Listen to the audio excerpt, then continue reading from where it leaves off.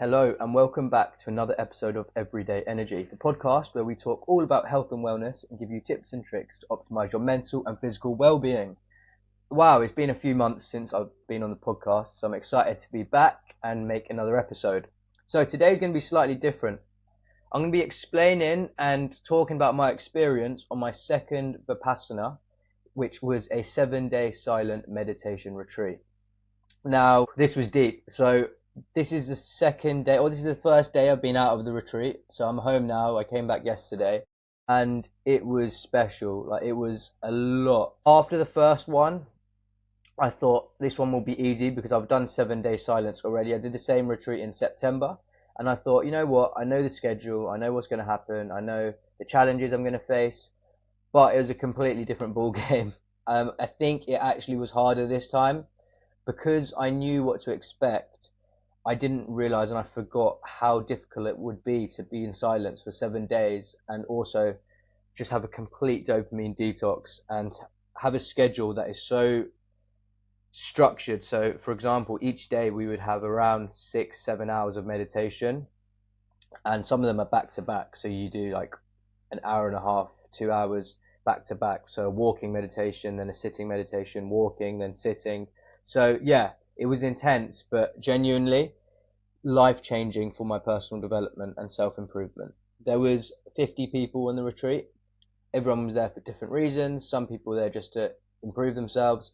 Some people were there because they've done them before and they know how beneficial they are to their mental and physical health. So yeah, the reason why I went on this second one is because in September I realized how much it benefited me and how much it helped me. So I thought it was a no-brainer for me to go back. And the ways it helped me were very significant. So the main reason I go to these silent retreats, and most people go to these silent retreats, is to get a better understanding of how our mind works. So this retreat is called a Vipassana meditation retreat. They teach you a Buddhist or Buddha's meditation technique. And it doesn't mean you have to be Buddhist to go there, or like they convert you to Buddhism or anything like that. You can be any religion, any culture, anything. The idea is they just teach you the technique and the Buddhist meditation technique because it is so studied. There's so many scientific research papers done on it. Mindfulness, there's so much research done on this type of meditation, and the benefits are profound. So I'm going to read you some of them that you can experience. So benefits of daily mindfulness meditation include reducing stress, reducing your anxiety, improving decision making, improving your emotional regulation. So let's say you feel angry. Everyone feels anger, everyone feels sadness, but it's how long can you hold on to that sadness and anger for? How long can you quickly let that go and carry on being back in the present moment? And it generally improves your overall mood. So I've been meditating for 4 years now every day, and I can tell you that my improvement in my happiness and overall mood has improved so much on average compared to 4 years ago. So yeah, the list goes on with benefits of meditation. I could sit here all day, but in this podcast episode, I want to talk to you about this Vipassana retreat specifically, and give you a bit of an insight of how it went, what it included. So if you're thinking about doing one in the future, or you've been hearing about the benefits of them, but you want to learn a little bit more about sort of what it entails. So that's what this podcast episode is all about. So the general idea of the meditation and the premise of it is to learn to be more present in the moment. And a lot of the time, a lot of people come to me, a lot of my clients will say to me, Kian, I'm struggling to stay present. I'm struggling to live in the moment. And that's exactly what this does. So you're for a whole week, for the 7 days, the focus is to stay present and be aware of what's going on around you. So from when you wake up to when you go to sleep, it's all about what can I hear, what can I see, what can I feel, what can I touch, what can I smell. So you're really, really delving into the sense doors and really seeing what's going on in this current moment. Because the way to look at it is whenever we're thinking of something in the past, that's a lot of the time where people get depressed because they're thinking about things that have happened in the past. Maybe they were living in Australia, they have a better life, maybe they had a partner that they really enjoyed their time with, and they always comparing their current life to their past life, and they're really thinking that, wow, it was so good back then, and that's how depression creeps in. Or the other side of it is stress and anxiety from thinking about things in the future. when we're worried about our future or uncertain about things that are going to happen in the next year or two, that's when the anxiety and stress creeps in, because we have that uncertainty of, is things going to work out, or are things going to be as good as we hope, or is that business plan going to progress, or am I ever going to find a partner? You know, these sort of things creep in into our mind. But the more we stay in the present, the less suffering occurs, because we're not worried about the past or the future. We're really focused on what is happening in our life in this moment right now. So with this retreat, there is no phone, there is no reading, there is no writing, there is no speaking. It's completely silence, and there's no eye contact or minimal eye contact. So you are literally walking around the camp, head down, trying not to look at anyone. I'm quite a smiley person. I like a lot of eye contact, so I was trying to catch a few people's eyes. I know you shouldn't, but I got a few people's eye contact, and a few people were doing the same, and they were just at the end of it, they were like, yeah, it was nice to have a little smile from you, like it made the day. But a lot of people were just genuinely focused down, trying to be as present as they can, which is great, because you're going to get the most out of the retreat if you just listen to the rules and go along and follow what they say. So for me, the meditation was fine. I love meditation, so I enjoyed that. The hardest part for me was actually staying silent and not being able to talk to anyone, because I love chatting. I'm a very chatty person, and I love talking, and I love just human connection. So for being in silence for that long, yeah, it's difficult. And then when we broke the silence on the last day or the last evening, felt very weird. I said this in my first Vipassana. It just felt very surreal, because you haven't spoken for a whole week, and then you suddenly start speaking. You have to remember how to talk again. So yeah, that was the hardest part for me. I'd say the best parts was actually learning more about the meditation technique. So this technique, Vipassana is called, it means seeing things clearly. And the idea is that during the meditation, you're focusing on the rising and the falling of your stomach. You're constantly, it's called note, know, and letting go. You're finding these little thoughts that come up, you're labeling them, and you're letting them go very quickly. You're acknowledging them as a thought, but you're realizing that it's a separate entity. The thought isn't you, and you're letting it go very quickly. I spoke about the technique in the last silent retreat video, so if you want to learn more about the technique, you can give that video a watch. And the idea is to let all these thoughts go and go back to the present moment. And while you're sitting there, what can I hear? What can I feel? Am I sitting? What's my posture like? You're really going back to the present moment. And if you think about this, if you're doing this every day, so for example, if you're trying to meditate at home and you want to do this practice, 20 minutes is a great starting point at home, 20 minutes in the morning. If you're doing this for 20 minutes every morning, you have to realize the rest of the day, subconsciously, you are going to be more present, because you're ingraining it into your brain and you're training your mind to become more present throughout. And it's a technique and a practice that you don't just do for like a week or a 2 week and then give up. It's like brushing your teeth. If you brush your teeth for 1 week in a month, your oral hygiene is going to be awful. The rest of it doesn't work like that, you know? So for meditation, it's the same thing. It's hygiene for your mind. The idea is to keep up consistent practice. It doesn't have to be long, 10, 20, 15 minutes a day, and you will really see profound benefits in your life. I'm a health coach, health and life coach, and within my health coaching program, I teach meditation straight away. I teach this specific technique to all my clients.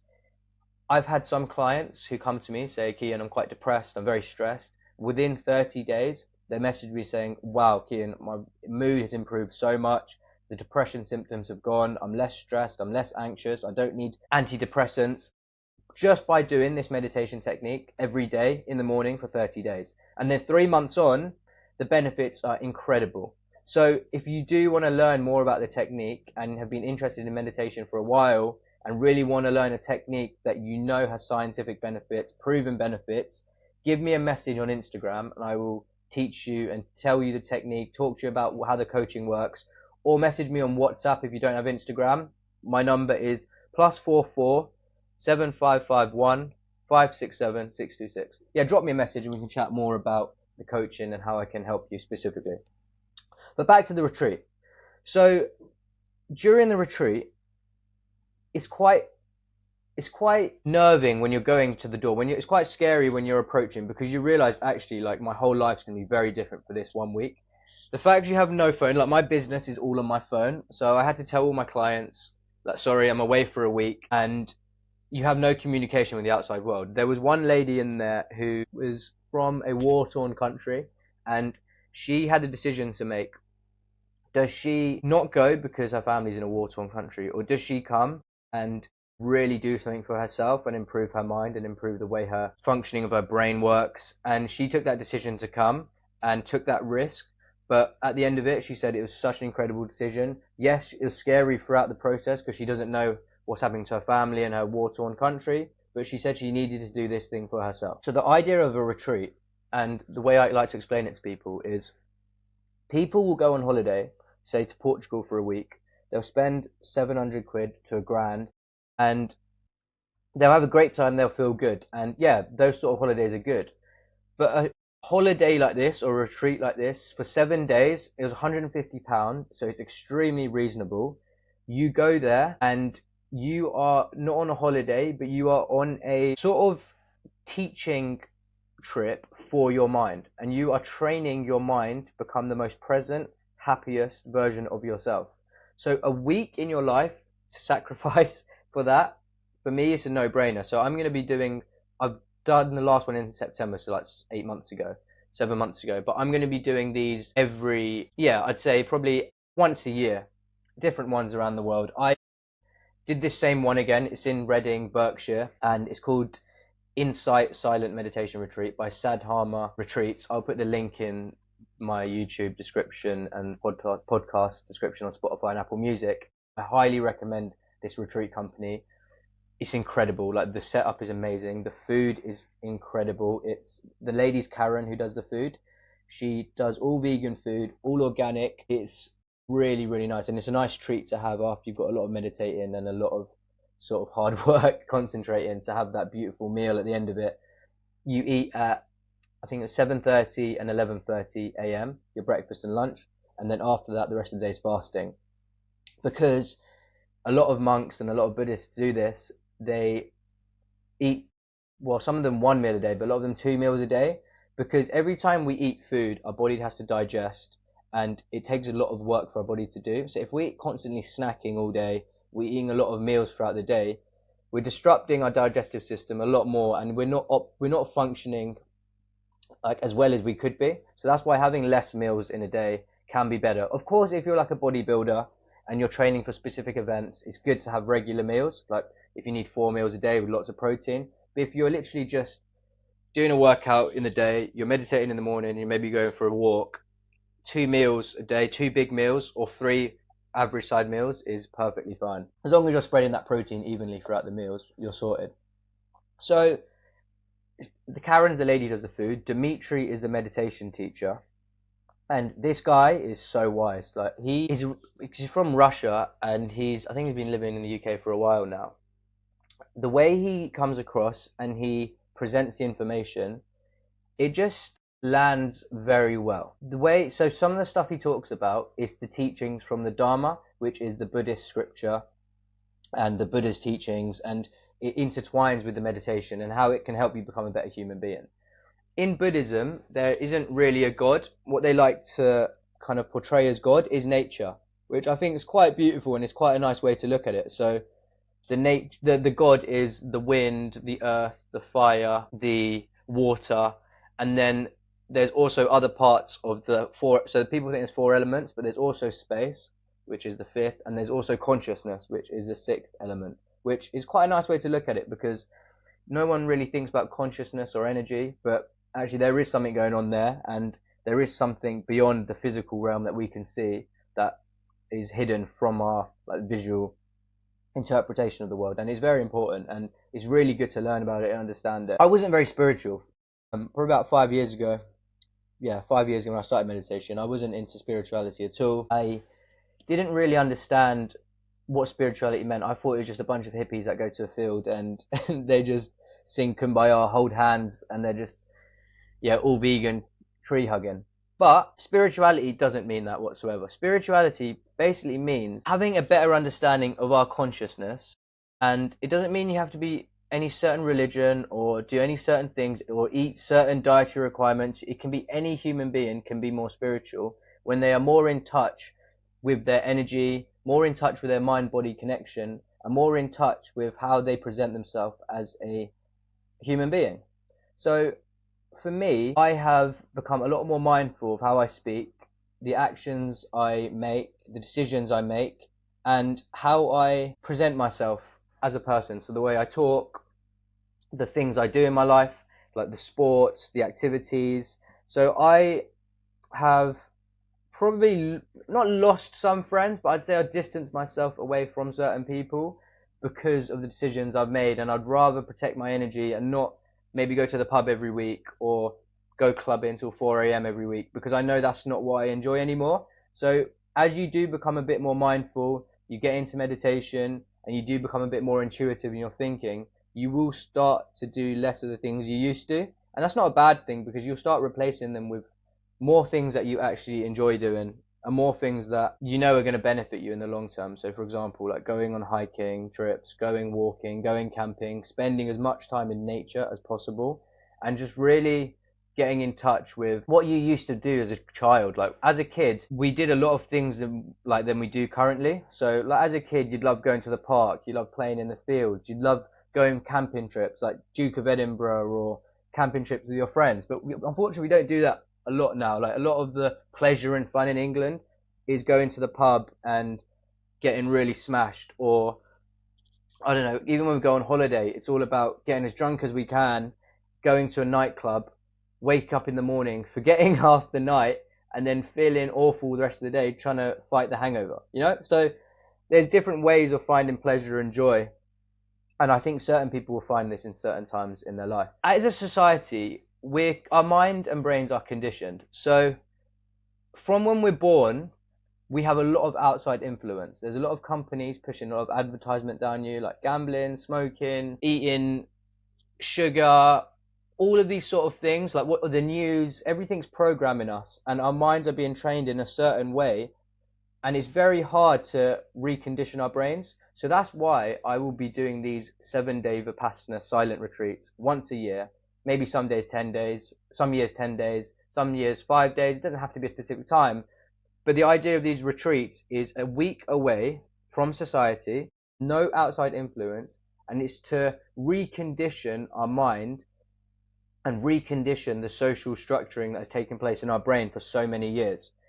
When you are a baby and you are born, you have no influence from the outside world. You're very pure. It's called like your inner child. You make decisions based on how you're feeling in that current moment. The idea and what I am trying to achieve, and a lot of people try and achieve, is to go back to their inner child and not absorb so much from the outside world, because there's so many distractions and so much going on that doesn't serve us any good. It's a lot of it's negative. So I want to really get back to my pure and innocence and do the things that I know I love and make me feel good. So that's also why I do these retreats. That's why a lot of people come on these retreats. Just a break from the constant noise in the world. Like if you're living in London, for example, in central London, you step out your door, there's so much going on.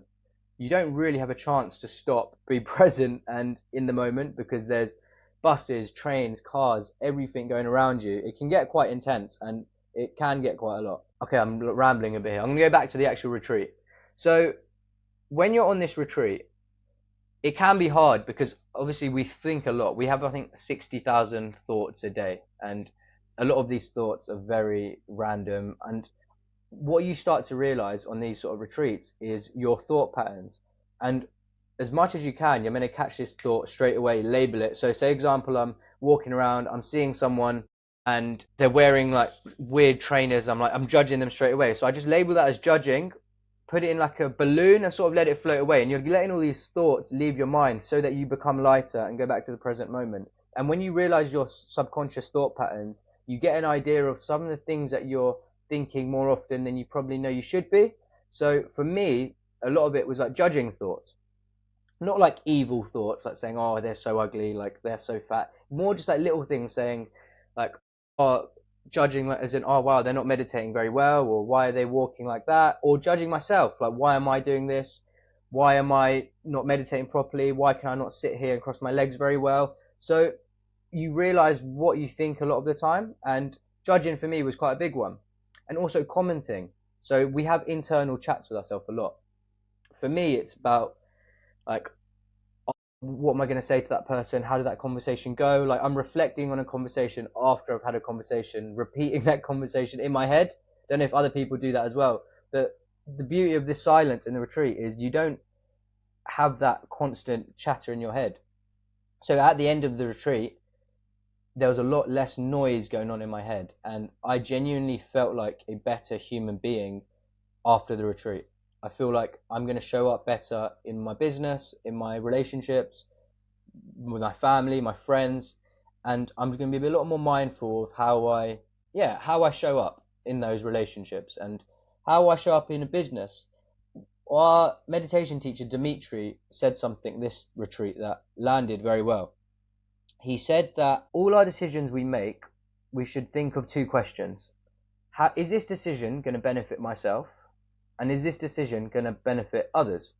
It's really simple. Like, it's a very, very simple thing to do. So, for example, for my business, when I make a decision in my business, I have to think, okay, is this decision going to benefit me? Is any good going to come? Like, am I going to be able to grow? Will this investment help this certain area in the business? And also, will this investment help the quality of my coaching service for my clients?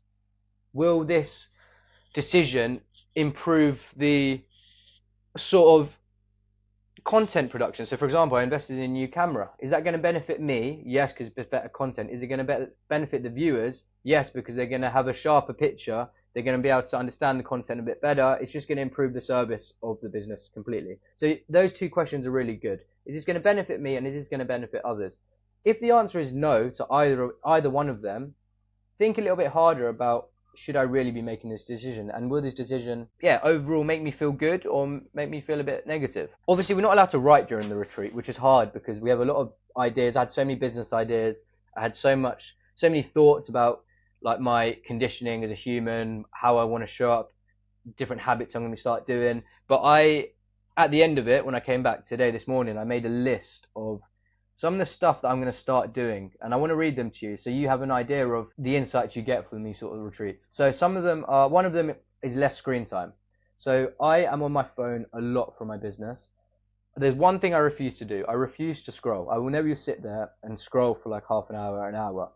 But even then, I'm still making a lot of content. I'm still looking at my screen a lot of time. I'm messaging people on Instagram. I'm calling clients. So my intention is to be on my phone a lot less. Set time breaks for when I'm on my phone for business, when I'm on it for research, things like that. I'm also going to be waking up at 6 a.m. every day. On the retreat, we woke up at 4:30 a.m. every day, which was it sounds quite intense, but when you get used to it, it was actually all right. You wake up, the sun was rising, it was beautiful. And there's a heat wave this week in England, so that made it a lot easier. And I'm going to meditate for 45 minutes every day. That's a non-negotiable for me. I'll be doing that every day because I know how much it helps me. I even got this tattoo in Cambodia. It's got a guy meditating and a wave. I know, classic when I found myself traveling. I got that 4 years ago, and that tattoo is a reminder for me to meditate for the rest of my life every single day. More equanimity in my life. That's another one. Equanimity, it means be equanimous, act with equanimity. It means to be more calm and balanced and composed in everyday life. So rather than being like so excited about everything or really upset about everything, it's about being very equal, calm, and think of a lake. It's very, very tranquil. It doesn't react massively. It's just very calm and very chilled. Or think about the earth, the ground. Like if you chuck something at the ground, it's not going to move. It stays very still. So more equanimity in my life and just be very calm and relaxed throughout the day. Decisions from wholesome intentions. That's pretty self-explanatory. Spend more time in nature. Found myself in my room a lot, because I'm making a lot of content, podcast, videos.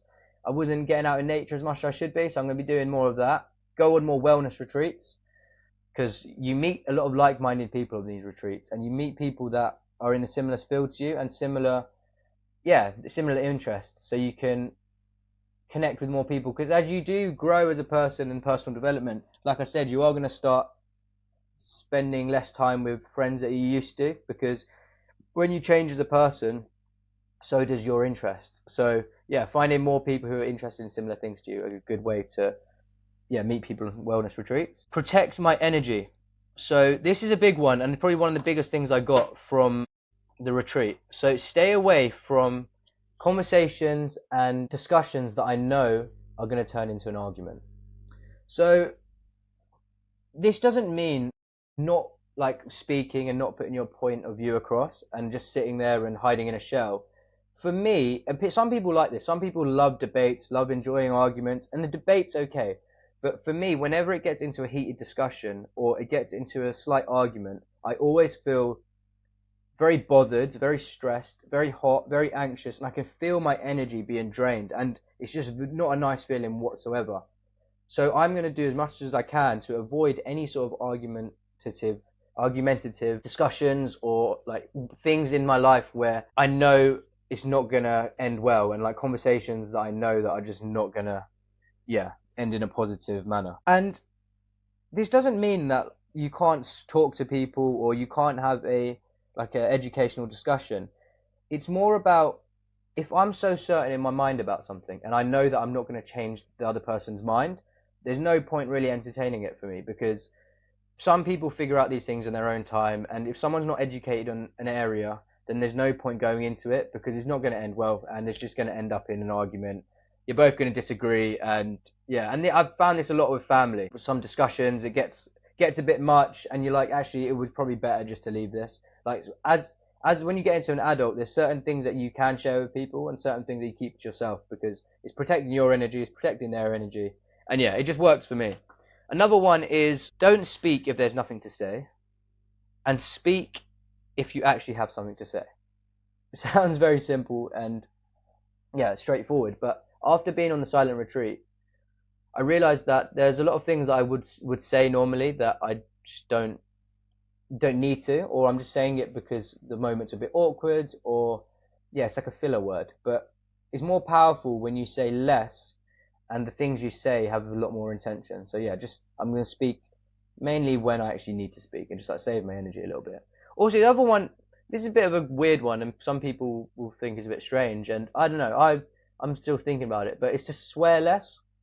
Like, I don't swear loads, but when I swear, it normally comes from a place of anger, and it normally comes from, it's like a filler word when you don't know what to say, so you just put an F word in there, or just, I don't know, very small swear words. After my retreat in September, I didn't swear for like 3 months. Like, I just didn't swear. Like, it just didn't happen. And then I kind of stopped meditating as much as I should be. I was doing like 5-10 minutes a day rather than the 30 minutes, and I started finding myself swearing more, and just speaking from a place of anger more than I usually do. So after this retreat, it's kind of opened my eyes to be like, I don't want to talk in an angry tone. I don't want to swear as much, and just be a bit more conscious of how I talk and how I communicate. Another thing that we learn, and I'm going to take from this retreat, is that a lot of the stuff we take in and a lot of the stuff that we look at or watch. So, for example, if we're watching a really scary film, or like a film all about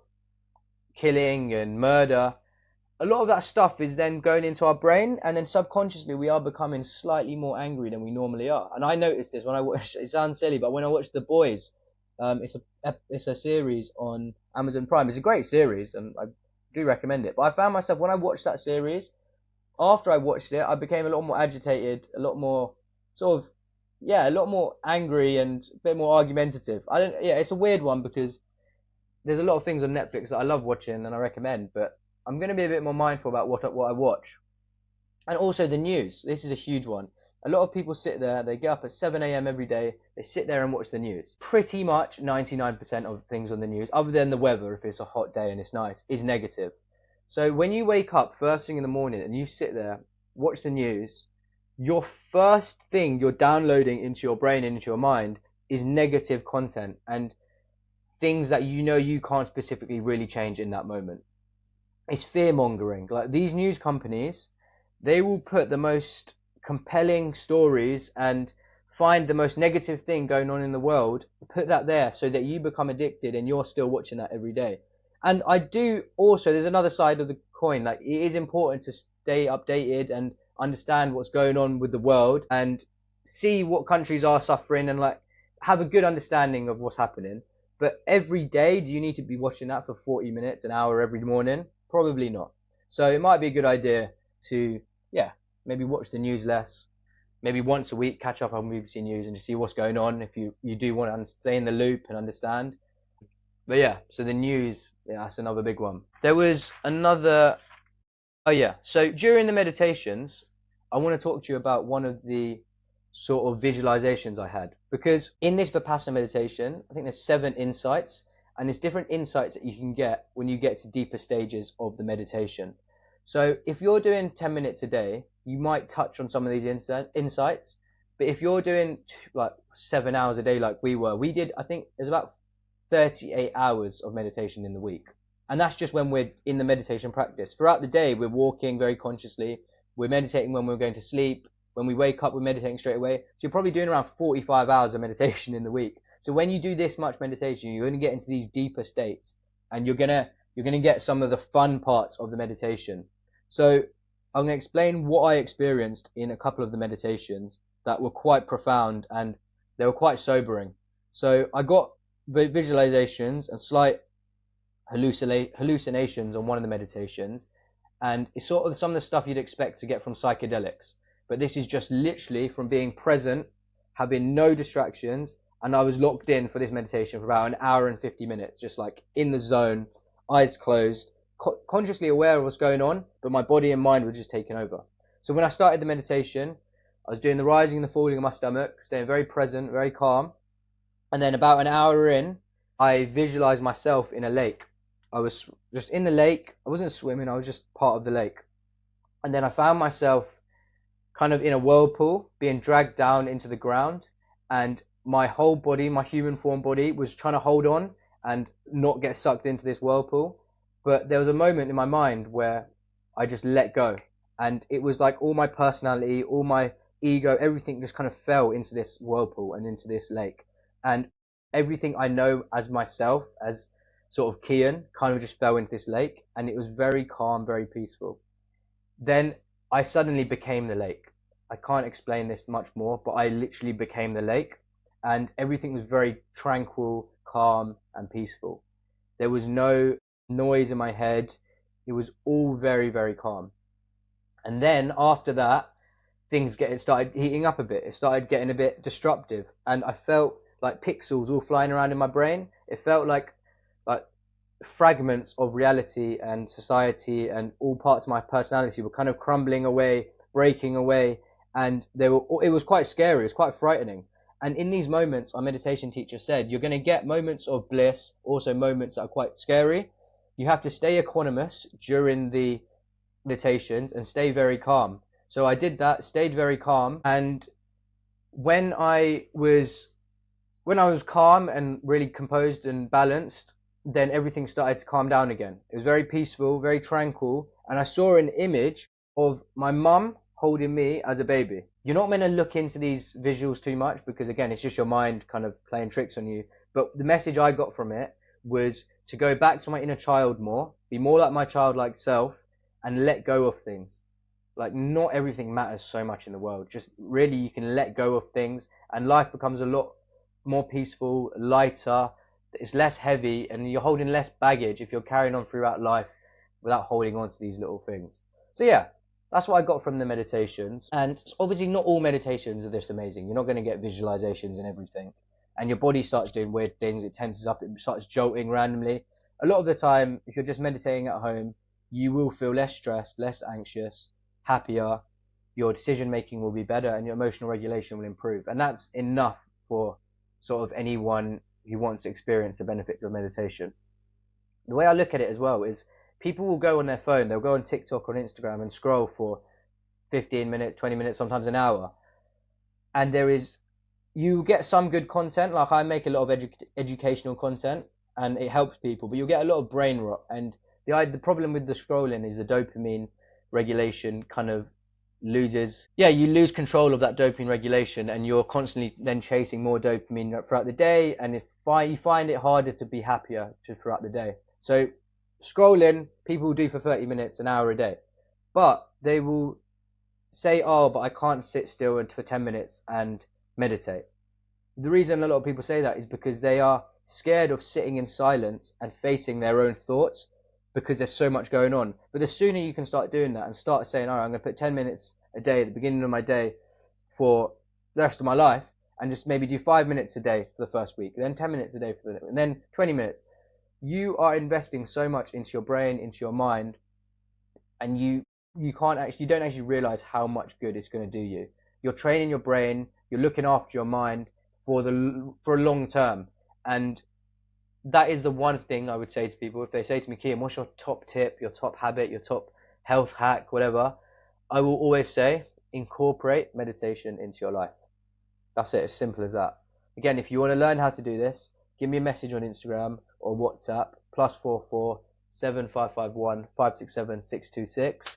And yeah, we can talk about how I can help you and integrate meditation into your routine, into your life, and really teach you the technique. So the reason why I also go on these meditation retreats, these long ones, is also to become relaxed and become more equanimous and all of this, become a better human being, but it's also to learn the technique in more detail.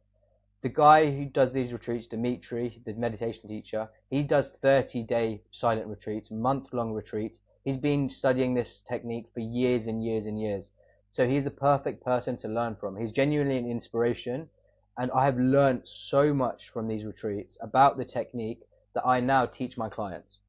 So you want a teacher who has been there, done that, done these retreats, and they know the technique, they put it into practice for 40 hours a week. I've done 2 40-hour weeks in the last 8 months just by learning this technique. So I'm a great person to learn from, and you want to learn from someone who has been practically through it. With the retreat, some people are wondering, why did you go again? Like, you already did it 6 months ago, 7 months ago. But the way I look at it is, when you read a book for the second time, you learn more and you pick up little things that you missed the first time. So for me, when I did the second retreat, it's the same thing. It's like I was reading the book again. I was picking up things that I didn't always understand in the first one, or because I've been practicing the meditation every day since then, I have a better understanding of how it works, how I can improve it, and how to face challenges when they come up. So yeah, that's why I did it the second time. I won't do another one for a while now, because it is quite intense. It's an endurance event. I did a marathon 3 weeks ago, and that was physically very challenging. This sort of retreat is mentally enduring and mentally challenging. So it does take a lot out of you. You are having to concentrate and be present for a long, long time. So yeah, don't take it lightly. When you get there, 50 people turn up, and about 9 people dropped out by the end of it. They just couldn't hack it because it is intense, and a lot of people are scared to sit there in silence with their own thoughts for that long. So yeah, I have a lot of admiration for anyone who has done a Vipassana silent meditation retreat, because it is probably one of the most difficult things you can do in your life, but also hands down the best thing you can do for your life for personal development and self-improvement. I was talking to one of the meditation teachers in September about psychedelics, mushrooms, ayahuasca, and how that can benefit the mind. We both agreed, and he said that yeah, it can have benefits. Obviously, if you do it in a safe space with a shaman, a teacher, at a retreat setting, not in like a festival, and if you do a sensible dose and your mental health is good, it can have benefits, because you unlock new neurological pathways, new ways of thinking, become more creative, you can reduce stress. But that's great, but he said meditation in some ways is better, because you get all of that, the benefits of the reduction in stress, the anxiety, but you also get the wisdom that comes along with it. Because if you're sitting there every day putting in the work, noticing these thoughts, putting them in a little bubble, kind of putting them away, letting them go, becoming lighter in your mind, you're gaining the wisdom and the knowledge to really understand and truly understand how your mind works. So yeah, I'm going to leave it on that. The idea of these meditation retreats is to learn and get a better understanding of your mind and the way that you think day to day. Because our thoughts aren't technically us. Like, we have a lot of thoughts going on. They're not always us. So we have to really understand how to separate our thoughts from what we actually believe is true, and how our minds and how we function every day. So yeah, that was a very enjoyable episode, because it was just from the heart. There's no planning, no preparation. I was talking about my experience from fresh out the retreat. I just came back yesterday. So yeah, I really enjoyed that. And if you have any questions about the retreat, you want to learn more, please, please, please message me, because I love sharing this technique, and it is my life purpose to share this technique, and I realize it's my mission to learn to teach meditation to others. And if all world leaders did this week retreat, like Trump did this retreat, Kim Jong Un did this retreat, the decisions they make after would be a lot different. And I think the world would be a lot of better place if people actually learn to sit with their thoughts and act from wholesome intentions. So yeah, I'm very passionate about this. My health coaching program, yeah, I'm a personal trainer and a nutritionist, and I teach people with my health coaching certification as well how to become healthier, happier versions of themselves. But a big basis of this is the meditation teachings and we can fix our physical body, we can eat better, we can do exercise, but fixing our mindset is the number one thing we can do to improve our long-term physical and mental health. Because when we have a better and stronger mind and our decision making is better, we will naturally and intentionally just make better decisions throughout our lives, whether it's our eating habits, our workout habits, the decisions we make around like the skincare products we use, absolutely everything. So yeah, meditation is incredible. And if you're watching this, this is your sign to start meditating. Go and do it yourself, or if you want a proper plan, message me and we can sort that out. But yeah, have a lovely day, and I will catch you on the next episode. Thank you for listening.